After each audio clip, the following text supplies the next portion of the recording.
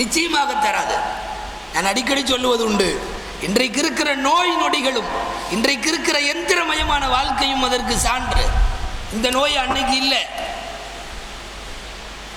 40 நாள் வந்து மதீனாவில் டேரா போட்டு தங்கி பார்த்த ஒரு மருத்துவர் முடிச்சுட்டு போயிட்டார். நபி ஸல்லல்லாஹு அலைஹி வஸல்லம் வந்து சொல்லிட்டு, ஒரு பேஷண்ட்டும் வர மாட்டேங்கிறாங்க. பேஷண்ட் இல்லாமல் எப்படி டாக்டர் இருக்க முடியும்? அவங்களுக்கு வேலை இல்லை.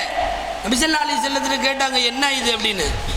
நபி ஸல்லல்லாஹு அலைஹி வஸல்லம் அவர்கள் பசித்தால் மட்டும் சாப்பிடுவதை காரணமாக சொன்னார்கள். ஒருபோதும் வயிறு நிறையாமல் இருப்பதை காரணமாக சொன்னார்கள். குறைந்த பணங்காசுகள், குறைந்த ரிஸ்க்குகள், ஆனால் அல்லாஹ் ஏற்படுத்தி கொடுத்த பரக்கத்துகள் அப்படி. எனவே பணங்காசு எந்த வகையில் வேண்டுமானாலும் சம்பாதிக்கலாம் என்கிற கட்டத்திற்கு ஒரு முஸ்லீம் வரக்கூடாது. இன்னைக்கு அப்படி வட்டியை ஆகுமாக்கி பல பேர், அதுவும் முஸ்லீம் சகோதரர்களை பேசுவது வேதனை. அதெல்லாம் பார்த்தா முடியாதுங்க சிறுத்தை. இப்போவெல்லாம் வட்டி எல்லாம் வந்து அதெல்லாம் முடியாது. இன்றைக்கி எல்லா பிஸ்னஸ்லேயும் வட்டி இருக்குது. வட்டி இல்லாமல் எல்லாம் முடியாது. அத்தனை கடை பேர்லையும் என்னது ஓடி வாங்கி வச்சுருக்குறோம், பேங்க்கில் இருந்து காசு வாங்கி வச்சுருக்குறோம், அதுகளை போட்டு தான் நடத்துகிறோம். இப்படியெல்லாம் நிறையா இருக்குது. வட்டியெல்லாம் இன்றைக்கி அதெல்லாம் இல்லாமல் எல்லாம் நடத்திட முடியும்னெல்லாம் நீங்கள் நினைக்காதீங்க என்று வட்டிக்கு வலிய வந்து வக்காலத்து ஒன்று நினைத்து கொள்ள வேண்டும்.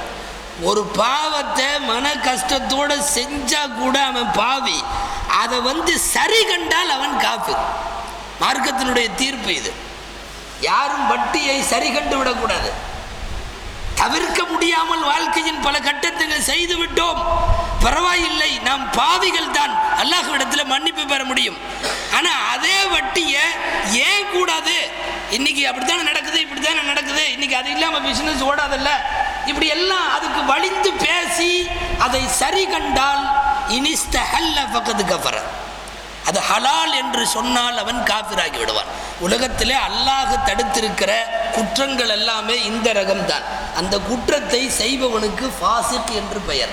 அந்த குற்றம் அது செய்யலாம், அதை பற்றி தப்பில்லை என்று ஒருவன் வாதாட முன் வந்தால் அவனுக்கு காஃபிர் என்று பெயர். இன்னைக்கு வட்டியை வழியை வந்து பேசுகிறாங்களே, அதை ஜாயிஸ் ஆக்குறதுக்காக இவங்க நம்மளை போட்டு குழப்பு இருக்கு. அது ரொம்ப விசேஷமானது. நாங்கள் வாங்கி 4 பேர்த்துக்கு கொடுக்குறோம் ஹஜ்ரத், அந்த 4 பேர் இன்னொரு 4 பேர்த்துக்கு கொடுக்குறாங்க ஹஜ்ரத், அவங்க வந்து இதில் இப்படி பண்ணுறாங்க ஹஜ்ரத், எப்படியோ சுற்றி நமக்கு ஒரு மாதிரி தலை சுற்றி இது எப்படி கூடுங்களா அப்படிம்பாங்க. நம்ம லேசாக கூடும்ன்ற மாதிரி சொல்லிட்டோம்னா போயிடுறது. நாளைக்கு வந்து இவரை மாட்ட வச்சு விட்றலாம்ல. யாரெல்லாம் எனக்கு தெரியாது, நான் போய் இந்த ஹஜ்ரத்தில் கேட்டேன், எல்லாம் விவரமாக சொல்லி கேட்டேன், அவர் கூடுன்ட்டார், அதனால் நான் பண்ணேன். ஒரு வட்டியை ஹலால் ஆக்குவதற்கான முயற்சி உலகம் முழுக்க நடக்கிறது. ஆனால் அல்லாஹ் இந்த நூற்றாண்டில் அதை பொய் என்று தகர்த்து விட்டார். இன்னைக்கு 136 நாட்டில், உலக நாட்டில் ரொம்ப ஜோராக நடக்குது இஸ்லாமிய பேங்கிங். வட்டி கிடையாது, ஒன்றும் கிடையாது, மிக அற்புதமாக நடக்கிறது. எத்தனையோ பில்லியன் இல்லை ட்ரில்லியன் டாலர்கள் சொல்லுகிறார்கள் இஸ்லாமிய வங்கிகளில் புழங்கக்கூடிய தொகை. வெகு சீக்கிரம் எல்லா நாடும் அந்த இக்கட்டை நோக்கி வந்தாகணும். வட்டி இல்லாதவர்கள் மட்டும்தான் குடும்ப ரீதியாகவும் அல்லாஹ்விடமிருந்து வழங்கக்கூடிய வெகுமதிகள் ரீதியாகவும் அவர்கள் நிலைப்பார்கள். அந்த பொருளாதாரம் நிலைக்கும்.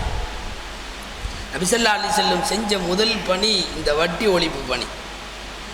ஹஜ்ஜில் வைத்து அறிவித்தார்கள், வட்டி யார் யாருக்கெல்லாம் என் குடும்பத்தை சேர்ந்தவங்களுக்கு தரணுமோ அவ்வளவு வட்டியையும் நான் தள்ளுபடி செய்கிறேன். நாங்கள் ஸல்லல்லாஹு அலைஹி வஸல்லமுடைய சொந்த சிறிய தகப்பனார் அப்பாஸ் ரலியல்லாஹு அன்ஹு, நபி ஸல்லல்லாஹு அலைஹி வஸல்லம் வயசு தான் அவருக்கும், ஆனாலும் நபி ஸல்லல்லாஹு அலைஹி வஸல்லமுடைய சிறிய தந்தை அப்பாஸ் ரலியல்லாஹு அன்ஹுக்கு வர வேண்டிய சொத்துக்கு மட்டும் அன்னைக்கு உள்ள கணக்கில் 80 கோடி தீனார்கள். இன்னைக்கு அதை எத்தனை மில்லியனில் எத்தனை ட்ரில்லியனில் சொல்கிறதுன்னு தெரில. அத்தனை 1000 கோடி யாரும் தர வேண்டாம், வட்டி ஹராமாக்கப்பட்டு விட்ட காரணத்தால் அவைகளெல்லாம் தள்ளுபடி செய்யப்படுகிறதுன்னு அறிவிச்சாங்க. வட்டி வேணான்னு இவர் யாரையாவது சொல்லுவார், சமுதாயத்தில் உள்ளவங்களை பார்த்து சொல்லுவார், அவர் குடும்பத்தில் இருக்கிறத முதல்ல பார்க்கலாம் என்று உலகம் இவர் குடும்பத்தையே தடுப்பாரா என்று நினைத்த போது ஊர் உலகத்தை வட்டியை விட சொன்னதற்கு முன்னால் நபிகள் நாயகம் ஸல்லல்லாஹு அலைஹி வஸல்லம் தன்னுடைய குடும்பத்தில் உள்ள வட்டியை முழுமையாக தள்ளுபடி செய்தார். ஒரு தூய்மையான பொருளாதாரத்தை வணிக ரீதியாக சம்பாதிக்கிற ரீதியா அத்தனையிலும் காட்டினார்கள் ஹலாலான சம்பாத்தியம். அரபு நாட்டு சந்தைகள் அத்தனையும் தூய்மையாக மாறியது ரசூலின் முன்னிலையில். ஈரமான கோதுமையை விற்க முடியல, நமக்கு தெரியும். சந்தைகளில் யாராவது துணியை சரியா விற்கிறாங்களா இல்லையா அப்படின்னு பார்க்கறதுக்கு தனி அதிகாரி நபி ஸல்லல்லாஹு அலைஹி வஸல்லம் ஏற்படுத்தினார்கள். உமர் ரலியல்லாஹு அன்ஹு காலத்தில் அது தனி அமைச்சகமாக மாறுச்சு. முதல்ல வணிகத்துறை அமைச்சர்னு ஒரு அமைச்சர் உமர் ரலியல்லாஹு அன்ஹு கவர்மெண்ட்ல ஏற்படுத்தப்பட்டுச்சு. கலப்படம் இருக்குதா, அது இருக்கா, இது இருக்கா, ஒரு தூய்மையான ஹலாலான தொழிலை மவுத்து வரை சம்பாதிப்பதற்கு என்னென்ன கோணம் இருக்கிறதோ எல்லா கோணத்தையும் நபி ஸல்லல்லாஹு அலைஹி வஸல்லம் காட்டினார்கள். வியாபாரத்தில் ஒரு வகை இந்த வட்டி கிடக்கிறது, அதை விட்டுருவோம், அடுத்து வருவோம். ஹலாலான தொழிலை செய்பவர்களும் அவர்கள் சம்பாதிக்கிற பொருளாதாரம் முழுமையாக ஹலாலாக இருக்குதா? ஏன்னா பொருளாதாரம் ஹலாலாக ஆகணும்னா மார்க்கம் சொல்கிற மாதிரி சம்பாதிக்கணும். இன்னைக்கு அப்படி இல்லை. ஹதீஸில் வருது, ஒரு முஸ்லீம் பேசிகிட்டு இருக்கிற வியாபாரத்தில் இன்னொரு முஸ்லீம் போய் என்ட்ராக வேணான்னு வருது.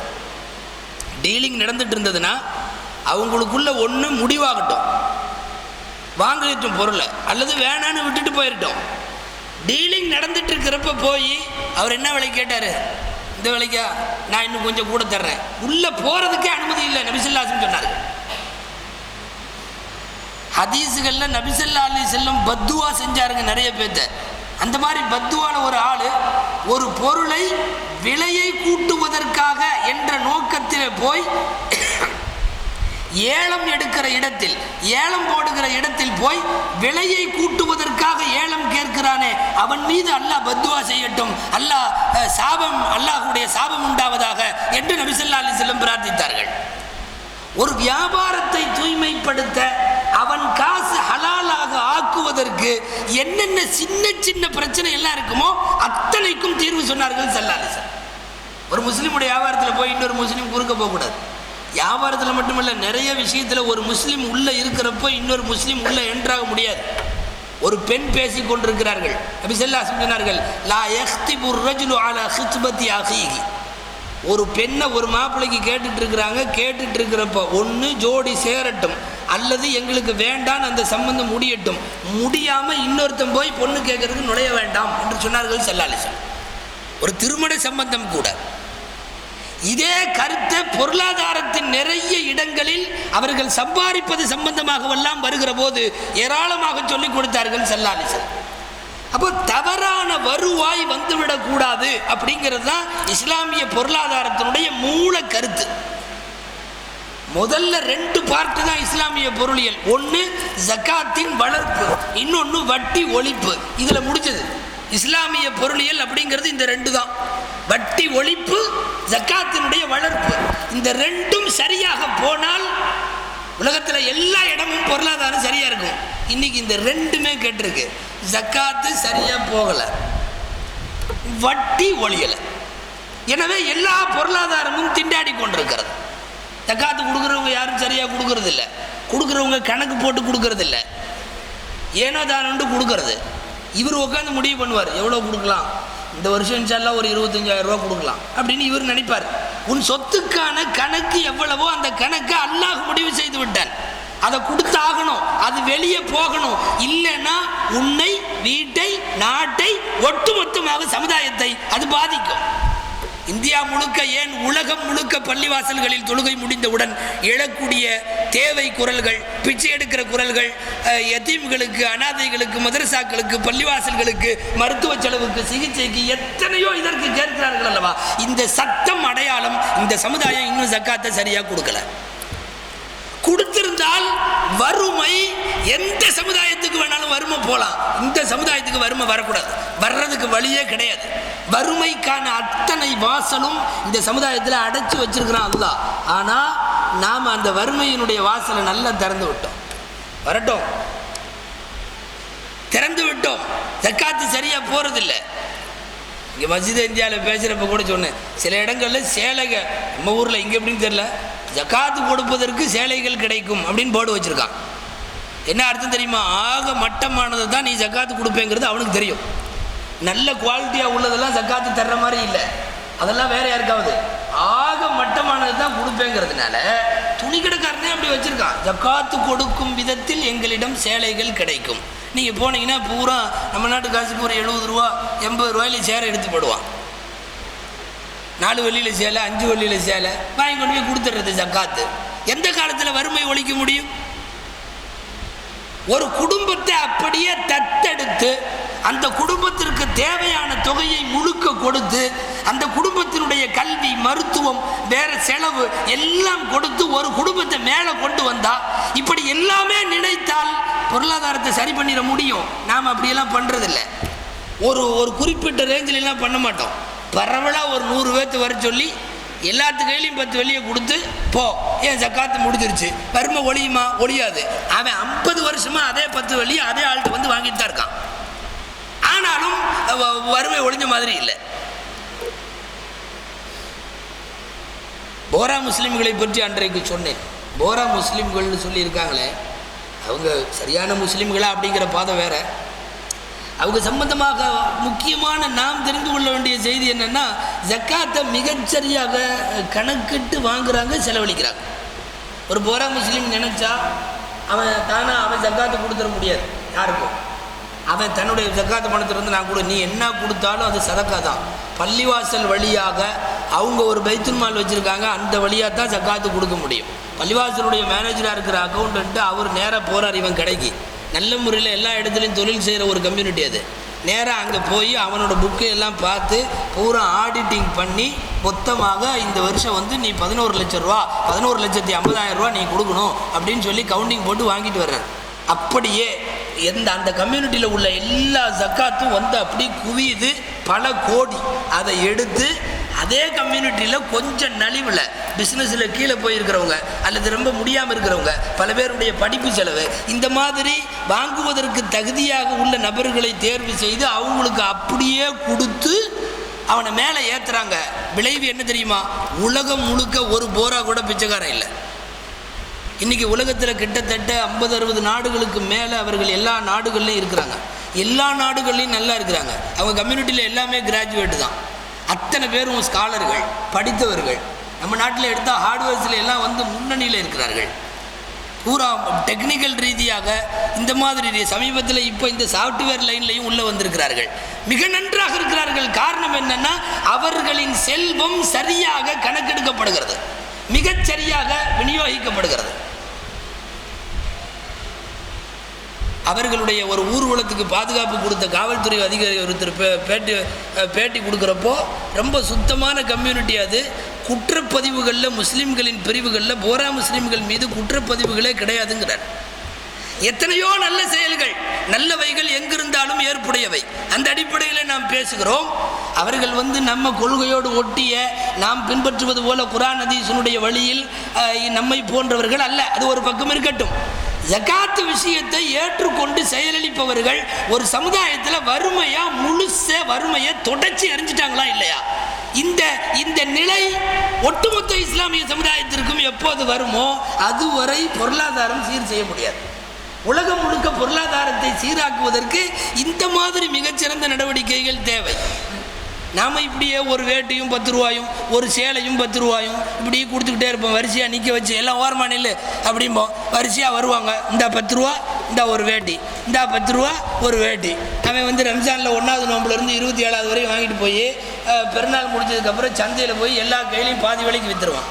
அவன் என்ன பண்ணுவான்? 150 வேட்டியை வச்சுட்டு 150 வேட்டி அவனுக்கு எடுத்துக்க, அவன் போய் பாதி விலைக்கு எடுப்பியான்னு கேட்பான். ஏதாவது ஒரு ஆக மட்டமான மாட்டு விலைக்கு, ஈன விலைக்கு அவனாவது வேட்டியை வாங்கிட்டு ஒரு தொகையை கொடுப்பான். அவன் வாங்கி செலவழிச்சிட்டு போயிடுவான். மீண்டும் அடுத்த வருஷம் சஃப்பில் வந்து வேட்டி வாங்குறதுக்கு நின்றுவான். இந்த ரொட்டேட் பொருளாதாரம் எந்த ஒரு சூழ்நிலையில் சரியாக ஆகும்? ஜக்காத்து சரியாக தரப்பட வேண்டும். அபூபக்கர் சித்திக் ரலியல்லாஹு அன்ஹு ஆட்சிக்கு வந்த உடனே முதல்ல அவங்க பண்ண பணி ஜக்காத்தினுடைய சரி செய்தார்கள், சீர் செய்தார்கள். அந்த பணியை தரமாட்டேன்னு சொன்னவங்களை பூரா பிடிச்சி பம்படியாக வாங்கினார்கள். இஸ்லாமிய பொருளாதாரத்தை அடுத்த கட்டத்தை நோக்கி நகர்த்தியதில் அபூபக்கருக்கு பெரும் பங்குண்டு. இது போன்ற பல காரணங்களால் அபூபக்கர் அவர்களை வரலாற்று ஆசிரியர்கள் இஸ்லாத்தை 2வது முறையாக நிறுவியவர் என்று சொல்லுகிறார்கள். அடுத்த ஃபவுண்டேஷன் இஸ்லாத்துக்கு அபூபக்கர் ரலியல்லாஹு அன்ஹு தான். என்ன செஞ்சாங்க? பொருளாதாரத்தை சீர் செய்தார்கள். வட்டி இல்லாத பொருளாதாரம், அதே மாதிரி ஜக்காத் உள்ளடக்கிய சரியா வசூலித்த பொருளாதாரம். அவர்களுடைய சொல் மிக பிரசித்தி பெற்றது. ரசூல் ஸல்லல்லாஹு அலைஹி வஸல்லம் காலத்தில் கொடுத்து கொண்டிருந்த ஜக்காத்தில் ஒரு வாகனத்திற்கு முன்னால கட்டுற அந்த மூக்கணாங்கயிறு, அந்த கயிறை கூட ஜக்காத்தினுடைய தொகையில் அந்த கயித்தை கம்மி பண்ணா கூட நான் அவர்களோடு யுத்தம் செய்வேன் என்று சொன்னார்கள் அபூபக்கர் ரலியல்லாஹு அன்ஹு. ஜக்காத் சரியாக இஸ்லாமிய சமுதாயத்திடமிருந்து போய்விட்டால் வறுமை இந்த வாசலுக்கு வர்றதுக்கு வேலையே கிடையாது. ஆனால் வறுமை இங்கே தான் ரொம்ப இருக்கிறது. இந்த மாதிரி ஹராம்கள் ஒரு பக்கம். இனி ஹலாலான சம்பாத்தியம், யாரையும் வயிற்றில் அடிக்காம சம்பாரி, அல்லாஹ் பரக்கத் செய்வான். இதை சொன்னது ஏன்னா, யாரையும் வயிற்றில் அடிக்காம ஒவ்வொருத்தரும் சம்பாதிக்க ஆரம்பிச்சுட்டா தானா அந்த தொகையில அது சரியான பொருளாதாரமாக அவன்கிட்ட தேங்கும். இதனால சமுதாயத்தில் உள்ள வறுமையெல்லாம் தானா நீங்கிடும். யாரும் யார் சொத்தையும் சாப்பிட்றது இல்லையில. தகுதிக்கு மீறி செலவு செய்கிற பல பேர் சமுதாயத்தினுடைய பொருளாதாரத்தை நாசப்படுத்துகிறார்கள். நன்கு விசாரித்தால் அவர்களின் வருவாய் கூட தவறாக இருக்கும். இன்றைக்கி எப்படி வேணாலும் சம்பாதிக்கலாங்கிற மாதிரி ஒரு உலகத்தில் இருக்கிறோம். பொருளியலை பற்றி பேசுகிற போது ரொம்ப முக்கியமாக முஸ்லீம்கள் கவனத்தில் வைக்க வேண்டிய செய்தி, என்ன பொருளியலை பற்றி நாம் பேசினாலும் வச்சாலும் எழுதினாலும் கேட்டாலும் ஒருத்தன் தன்னுடைய சொத்தில் ஹலாலான காசை தவிர 10 பைசா கூட ஹராமான காசு என் கல்லால் விழுகக்கூடாதுங்கிற முடிவுக்கு வர்ற வரையும் இஸ்லாமிய பொருளியல் எங்கேயும் வர முடியாது. ஹலாலுக்காக வேண்டி நபி ஸல்லல்லாஹு அலைஹி வஸல்லம் என்ன, ஒரு வீட்டில் போய் சாப்பிட உட்காந்து சஃபில் அமர்ந்து எல்லோரும் சாப்பிட்டு இறைச்சி துண்டை எடுத்து வாயில் வைக்கிற போது ஸல்லல்லாஹு அலைஹி வஸல்லம் விசாரித்தார்கள், இது தவற வந்த மாதிரி தெரியுதே, இதை நான் சாப்பிடலாமா, இது நான் சாப்பிடும் தரத்தில் உள்ளதா?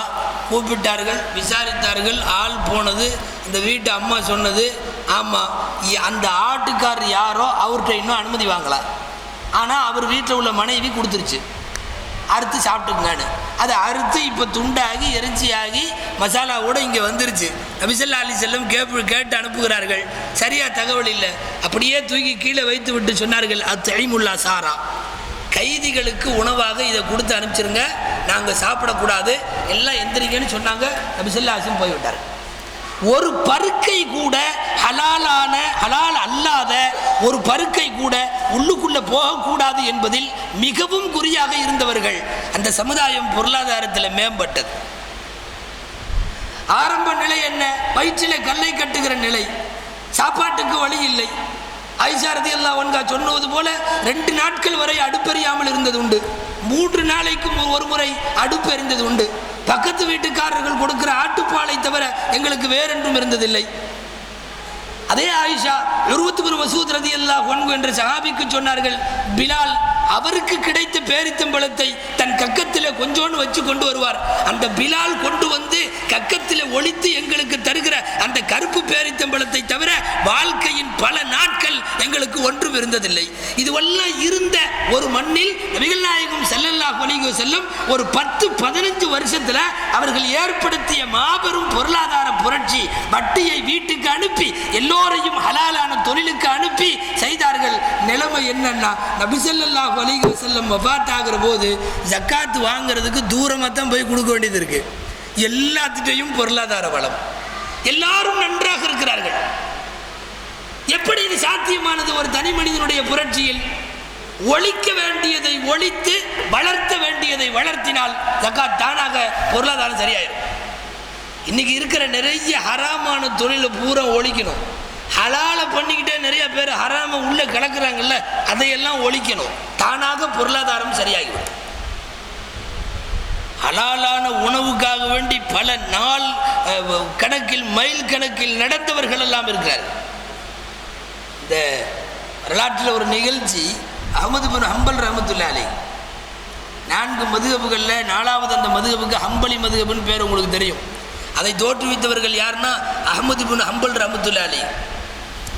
அந்த அஹ்மது பின் ஹம்பல் ரஹ்மத்துல்லாஹி அலைஹி அவங்க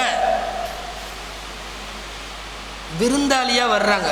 எங்கே வர்றாங்க? இமாம் ஷாஃபி ரஹ்மத்துல்லாஹி அலைஹி வீட்டுக்கு. ஷாஃபி மதுஹபை தோற்றுவித்த மிகப்பெரிய மேதை, குறைஷி குலம், இந்த உலகத்தில் கண்டெடுத்த மிகப்பெரிய ஆலிம்களில் ஒருவர் இமாம் ஷாஃபி ரஹ்மத்துல்லாஹி அலைஹி.